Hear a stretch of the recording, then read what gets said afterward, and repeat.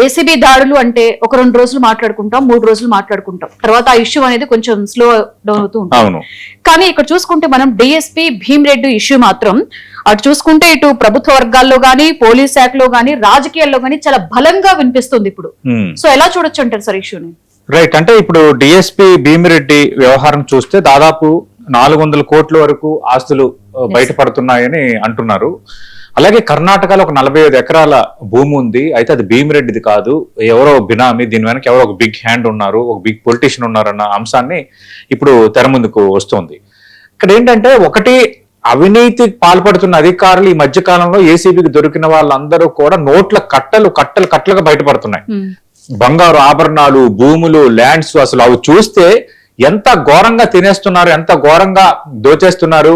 అవినీతి నిర్మూలన అనేది ఎక్కడుంది, జీరో టాలరెన్స్ ఎక్కడుంది అన్న ఒక ప్రశ్న తలెత్తుతోంది. సామాన్యులకు కూడా అసలు ప్రభుత్వాలు ఏం చేస్తున్నాయి, ఎంత ఘోరంగా అవినీతికి పాల్పడుతున్నారు, ఎంత ఘోరంగా ప్రజాధనాన్ని దుర్వినియోగం చేస్తున్నారు, ఎంత ఘోరంగా లంచాలు తీసుకుంటున్నారన్న ఒక రకమైన ఆవేదన పబ్లిక్ లో ఎక్కువగా కనిపిస్తోంది. ఇక్కడ నిన్న సీఎం రేవంత్ రెడ్డి కూడా ఒక మాట అన్నారు. బీఆర్ఎస్ ప్రభుత్వ హయాంలో అవినీతి ఏ స్థాయిలో జరిగిందో, అధికారులు ఎలా సంపాదించేశారో ఇంకా ఒక్కొక్కటిగా బయటపడుతుందని భీమిరెడ్డి ఇన్సిడెంట్ ని ఇండైరెక్ట్ గా ఉదాహరిస్తూ చాలా మంది ఇప్పుడు బయటపడుతున్న వాళ్ళందరూ స్టార్టింగ్ మాత్రమే, ముందు ఇంకా కూడా చాలా ఉంటాయి అని అన్నారు. అది ఒకటి ఇప్పుడు ఇష్యూ. రెండోది ఏంటంటే అసలు ఈ ఎవరు బ్యాంక్ ఖాతాల నుంచి డబ్బు వెళ్తుంది, చెల్లింపులు ఎవరితో జరుగుతున్నాయి, కొనుగోలు సమయంలో ఉపయోగించిన నిధులేంటి, ఇవన్నిటిపైన కొంత డీప్ గా దర్యాప్తు జరుగుతోంది. ఇదొక చర్చ అయితే, స్పెసిఫిక్ గా ఇప్పుడు ఏంటంటే కొత్తగా వచ్చింది, ఒక 4 అధికారులు ఉన్నారు అని అంటున్నారు. సమయం ఏంటంటే భీమిరెడ్డి కేసు తర్వాత మరో 4 పోలీసు అధికారులు కూడా ఏసీబీ రాడార్ లో ఉన్నారన్న చర్చ జరుగుతోంది. ఆ 4 కూడా కీలక పోలీసు అధికారులు అంటున్నారు, కొంత హోదాలో ఉన్న పోలీసు అధికారులు అంటున్నారు. భీమిరెడ్డి అనే వ్యక్తి ఒక కానిస్టేబుల్ గా ప్రారంభమై ఇప్పుడు డిఎస్పీ ర్యాంక్ వరకు చేరుకున్న వ్యక్తి.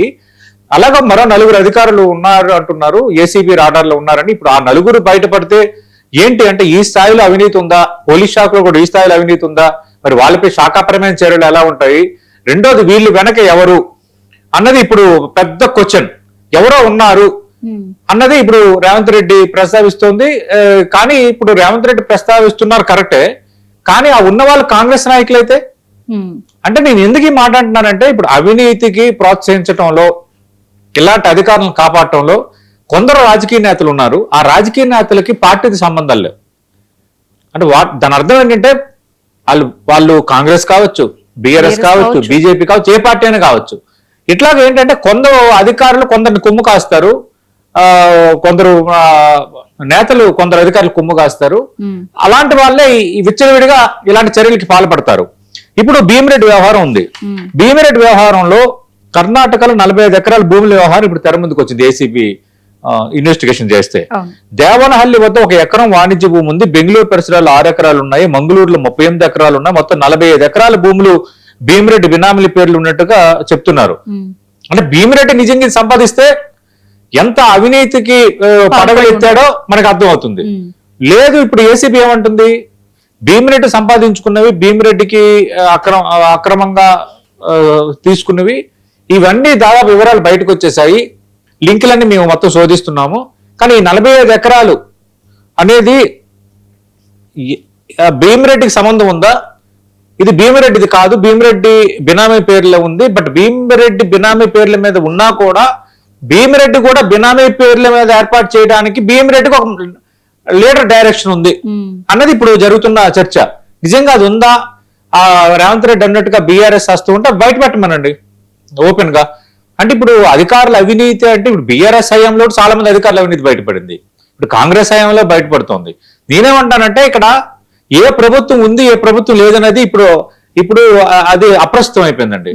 అవినీతి అధికారులు ఏ ప్రభుత్వాలు ఉన్నా వాళ్ళకున్న పరిచయాలతోనో, వాళ్ళకున్న ఈక్వేషన్స్ తోనో ఈజీగా అవినీతికి పాల్పడుతున్నారు అన్న దానికి చాలా ఉదాహరణలు ఉన్నాయి. రేవంత్ రెడ్డి సర్కార్ వచ్చిన తర్వాత కూడా చాలా మంది అధికారుల అవినీతి బయటపడింది, ఇప్పుడు ఇది బయటపడుతోంది. బీఆర్ఎస్ హయాంలో కూడా ఏసీబీ సోదాల్లో చాలా మంది దొరికారు. ఇవన్నీ జరుగుతూనే ఉన్నాయి. కానీ మరింత దృష్టి పెట్టాల్సిన రీతిలో దృష్టి పెట్టట్లేదు ప్రభుత్వాలు అన్నది మనకి ఇప్పుడు అర్థమవుతోంది. చూడాలి ఈ 4 అధికారులు ఎవరు, ఆ 4 అధికారులు ఎవరు అనేది ఒకటి. రెండోది సీఎం రేవంత్ రెడ్డి స్పెసిఫిక్ గా ప్రస్తావించారు కాబట్టి నిజంగా నలుగురు అధికారులకు బీఆర్ఎస్ నేతలతో సంబంధాలు ఉన్నాయా, అంశాన్ని బ్లో చేయబోతున్నారా రేవంత్ రెడ్డి కానీ ప్రస్తుతం కాంగ్రెస్ సర్కార్ కానీ ఏసీబీ కానీ అనేది చర్చ జరుగుతోంది. రెండో కీలకమైన ఒక పాజిటివ్ అంశం ఏంటంటే ఇప్పుడు ఏసీబీ డైరెక్టర్ జనరల్ గా చారు సిన్హా ఉన్నారు. చారు సిన్హా ఎవరి మాట వినరు అనేది ఉంది డిపార్ట్మెంట్ లో. అంటే సీఎం కాదు, ఎవరు చెప్పినా వినరు, ఆమె కొంచెం ట్రాన్స్పరెంట్ గా చేస్తారు, తమ విధులకి గౌరవం ఇస్తూ పనిచేస్తారు, విధి నిర్వహణలో పర్ఫెక్ట్ గా ఉంటారన్నది ఆమె కొంత ఉంది ఆమె ప్రొఫైల్లో. అది మంచిదే. ఇప్పుడు చారు సిన్హా లాంటి వాళ్ళు ఏసీబీ డైరెక్టర్ జనరల్ గా ఉండటం, ఈ అవినీతి జలగలు, ఈ అవినీతి చేపలు బయటపడడం అనేది మంచిదే, ప్రజలకి మంచిది, ప్రభుత్వానికి మంచిది. ఖచ్చితంగా ఈ అవినీతికి పాల్పడుతున్న వాళ్ళు రేపొద్దున అవినీతి పాల్పడాలంటే భయపడేటట్టుగా చర్యలు తీసుకోవటం మంచిదే. కానీ తర్వాత చారు సిన్హా అని వాళ్ళు కంటిన్యూగా ఉంటారా ఉండరా అనేది ఒకటి. రెండోది ఈ రాజకీయ సంబంధాలు లేకుండానే అధికారులు ఈ స్థాయిలో అవినీతి చేస్తారా అంటే చెప్పలేం.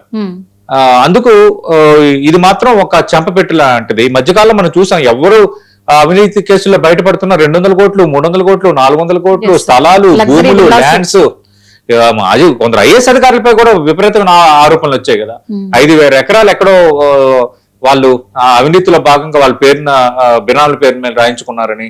ఇట్లా అంటే ఆ అధికారి ఈ అధికారం లేదండి. ఇప్పుడు డిఎస్పీ భీమిరెడ్డి కోసం మాట్లాడుకుంటున్నాము, కొందరు అంటున్నారు కానిస్టేబుల్ నుంచి డిఎస్పీ లెవెల్కి వెళ్ళి అవినీతికి పడగలు ఎత్తేసాడంటే, మరి ఐపీఎస్ లు చాలా మందికి అవినీతి ఆరోపణలు కనిపించట్లేదా? ఐఏఎస్ లో అవినీతి ఆరోపణలు కనిపించట్లేదా? ఇదంతా ఒక వలయం. ఈ వలయాన్ని అయితే ఛేదించాలి.